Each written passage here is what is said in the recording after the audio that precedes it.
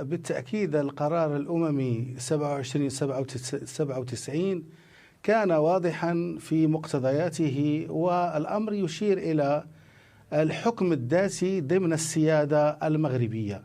ومن يتلاعب بهذه المصطلحات، مسألة تقرير المصير، حتى في أدبيات الأمم المتحدة والقرارات الأخيرة، ربما منذ تقريبا 6 القرارات الأخيرة منذ 2018 غابت هذه المصطلحات. وحتى تقرير المصير لا يعني أبدا الاستقلال. تقرير المصير له دلالة قوية جدا على أن الساكنة الصحراوية المغربية سوف تنضم ضمن السيادة المغربية ضمن نظام طبعا مبادرة الحكم الذاتي. هذه المبادرة هي تعطي استقلالا واسعا وموسعا واختصاصات واسعة للساكنة لتدبير شؤونها اليومية، لكن ضمن السيادة المغربية، العلم المغربي، العملة، السياسة الخارجية، كذلك أيضا احتراما دائما لحق الإمارة المؤمنين ولتدبير الشؤون الدينية، وكل ما دون ذلك من أمور اقتصادية ومن أمور أيضا اجتماعية وثقافية وغيرها ومالية. بالإمكان طبعا أن أولا يخضع لقانون أو يخضع لمبادرة الحكم الذاتي، هذا المشروع. طيب، لنعطي الفرصة للدكتور علوش ليعقب على هذا الأمر. نعم، خاصة وأن الملك محمد السادس كان قد دعا الرئيس تبون لحوار مفتوح حول هذه الأمور. هل تعتقد دكتور علوش أن هذا القرار يمكن أن يؤدي إلى حل حقيقي لهذه الأزمة؟ هل تقبل الجزائر بذلك؟ مرحبا سيدتي الفاضلة، شكرا جزيلا على الاستضافة الطيبة، وتحية طيبة لمشاهديكم الكرام ولضيفكم الكريم أيضا من الرباط. وخلينا نصحح بعض ربما المغالطات التي ظهرت في بداية تقديم السؤال حول رفض الجزائر وحول القرار أو حول ما طرح حول أن القرار قد نص صراحة على خيار الذي طرحه المغرب. أبدا، القرار واضح جدا، مفهوم في لغته، أشار لكل القرارات السابقة لمجلس الأمن الدولي المتعلقة بقضية الصحراء الغربية. هذه نقطة أولى. النقطة الثانية، القرار أشار أيضا لخيار الذي قدمه المغرب في مجموعة أخرى من الخيارات. القرار أيضا حدد طرفي النزاع ممثلين في المغرب وجبهة البوليزاريو. والقرار أيضا مدد لبعثة المينورسو، بعثة المينورسو لمدة عام، وهي البعثة التي تراقب وقف إطلاق النار وأيضا تنظم وتحضر لتنفيذ وتطبيق أيضا الاستفتاء. هذا ما أشار إليه القرار صراحة. هو قال قد يكون الحكم الذاتي المطروح من طرف المغرب أساسا لحل، ولكن بشرط أن يكون بالتفاوض بين طرفي النزاع ما بين المغرب وجبهة البوليزاريو. طيب، بالتفاوض ماذا ترى الجزائر؟ الجزائر مع القانون الدولي، الجزائر مع الأمم المتحدة. إذا توافق على حكم ذاتي؟ إذا وافق الصحراويون، ولكن ضمن خيارات وليس كفرض حل، ضمن خيارات، وليس أن نفرض على الصحراويين ونقول لهم تستفتوا على الحكم الذاتي كخيار وحيد. هذا مرفوض بالنسبة للجزائر. ليس من منطق الجزائر كدولة أو كعضو ملاحظ في النزاع، ولكن من منطق هوية الجزائر الدبلوماسية وعمل الجزائر في سياستها الخارجية، وأيضا حتى في نضال الجزائر الدبلوماسي منذ استرجاعها لسيادتها الوطنية. هذا الأمر الذي يجب أن يكون. طيب، ولكن موقف البوليساريو معروف، كان دائما يرفض مسألة أن يكون هناك حكم ذاتي، كان يطالب دائما بأن يكون هناك حق.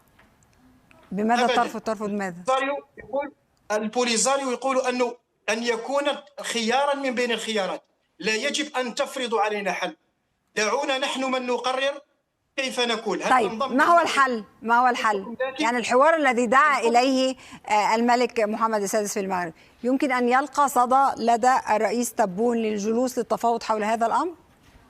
نحن لسنا طرف يتفاوض مع جبهة البوليساريو، احنا خاطينا كما نقولوا بالعامية الجزائرية. نحن لسنا طرفا في النزاع، وبالتالي حتى الدعوة للجزائر كانت ليست في محلها أبدا. طيب ليرد دكتور على هذا الأمر. تفضل دكتور. هو يقول لحضرتك الجزائر ليست طرفا لتتفاوضوا مع البوليساريو.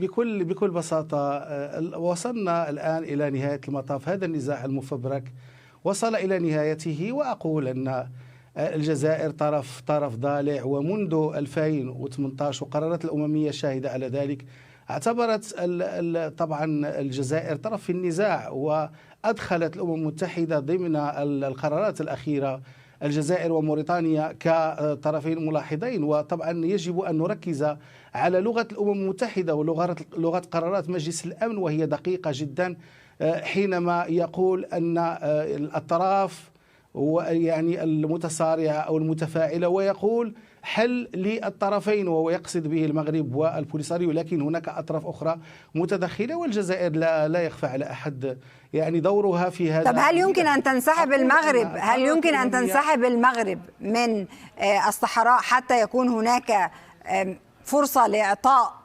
الصحراويين الحل في إبداء موقفهم من مسألة تقرير مصير؟ أستاذة، مجلس الأمن واضح في قراره الأخير، والإجماع الدولي حول التسوية السياسية واختيار وبالمقولة ما يسمى بالواقعية السياسية، واعتبار أن هذا الخيار خيار الحكم الذاتي هو الوحيد، هو الحل الوحيد. هو السيد علوش يقول لك أنه لم يكن أنه القانون مشروع القرار لم يقول أنه الحل الوحيد، هو يقول أنه أحد الحلول، وأن هذا الأمر يخضع للتفاوض، ويقول لحضراتكم فلتجلس المغرب مع البوليساريو لتتفاوض. أقول لك أن هذه المرحلة ليست نهاية المطاف، وطبعا نهاية مرحلة، وهي طبعا مغربية الصحراء التي لا يرقى لها الشك، وهناك يعني دول وإجماع دولي حول هذا الموضوع. أزيد من ثلثي الأمم المتحدة تعترف بهذا الأمر، والقرار جاء واضحا، يعني 11 دولة تصوت لفائدة هذا القرار الذي يؤكد على مبادرة الحكم الذاتي. بطبيعة الحال المغرب دائما، واعتبارا لسياسة اليد الممدودة، هو دائما يعني مستعد. طيب أنتم تقولون مستعدون، ولكن السيد علوش يقول الآن لتتفاوضوا مع البوليساريو. أريد إجابة منك حتى نعود إليه. ويقول الجزائر ليست طرفا. لماذا يتم دعوة الرئيس تبون لهذا الحوار؟ ليست الجزائر الطرف الذي يخوض هذا الصراع، المغرب تخوض الصراع مع البوليساريو. لا هذه سامحيني، هذه مغالطة كبرى تندو. طيب ليرد حتى أكون منصفة في الوقت. سيد علوش يتواجدون داخل المخيمات. طيب سيد علوش يرد إذا سمح. لا تمثل الصحراويين. طيب. اللغة كانت واضحة جدا، لغة القرار كانت واضحة جدا، حددت طرفي النزاع المغرب وجبهة البوليساريو. خلينا نطرح أسئلة يعني حتى في إطار ونمشوا في مسار الحكم الذاتي المطروح من طرف المغرب منذ 2007، وأحيط به علما مجلس الأمن الدولي، ومطروح أيضا كخيار من طرف ديمستورا، ويلقى توافقا أيضا داخل مجلس الأمن الدولي وبين الدول الداعمة. ولكنه يقول لك الجزائر طرفا رئيسيا في هذا الصراع، وهو من الناحية العملية. دكتور، أنت تعلم دائما ما يقال الصراع ما بين المغرب والجزائر، يعني يقال دائما حتى بهذا التوصيف. أبدا لم تكن الجزائر يوما طرفا في النزاع ما بين البوليساريو والمغرب. نمشوا في الطرح الذي مورس من طرف المغرب وتم تبنيه من طرف دول كثيرة.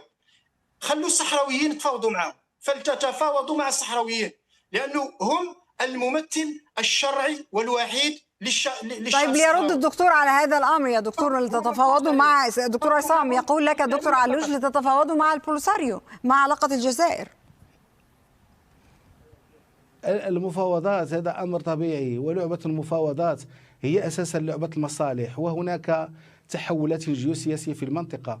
طب بعيدا عن الجيوسياسية، يعني هو يقول لحضرتك أن مشروع القرار يتحدث عن التفاوض ما بين المغرب وما بين البوليساريو، ما دخل الجزائر في الأمر؟ بالتأكيد، لكن دائما أقول أن السياق الذي يحكم هذه المفاوضات هو مبدأ أو هو خطة الحكم الذاتي فقط. ليس هناك اختيار، وهذا اختيار أساسي للساكنة الصحراوية. الساكنة الصحراوية ليست التي تقيم فقط أو المحتجزين في مخيمات تندوف، لكن هم الذين نستمع إلى بعضنا البعض. دكتور عصام ثانية واحدة بس. طيب ثانية واحدة دكتور عصام، لا تقاطعني. ثانية واحدة دكتور عصام، هو فقط لديه تعقيب قصير. ماذا تقول دكتور علوش؟ هو ألغى الشعب الصحراوي حينما يقول أنه الحكم الذاتي كخيار واحد، هنا يرفض المفاوضات ويرفض العملية السياسية. واضحة الفكرة. هو يقول لحضرتك أن هو قال أن الحكم الذاتي هو أفضل الحلول، ولكن يمكن أن يخضع ذلك للتفاوض، بمعنى أن الصحراويين قد يرون أن حق تقرير المصير هو الأنسب، وبالتالي لتنسحب المغرب منها، لتنسحب المغرب وإعطاء. هو يقول ذلك. أعرف جوهر أساسي لا يمكن أبدا. أعرف ما تقوله في نقطتين في القرار الأخير. طيب لترد سيد عصام إذا سمحت. التفاوض هي مسألة ضرورية، واستمزاج آراء الصحراويين المتواجدين. طب هو يقول لك ليجلس الصحراويين للتفاوض مع المغرب وتكون كل الخيارات مفتوحة، سواء الحكم الذاتي أو تقرير مصير. طبعا البوليساريو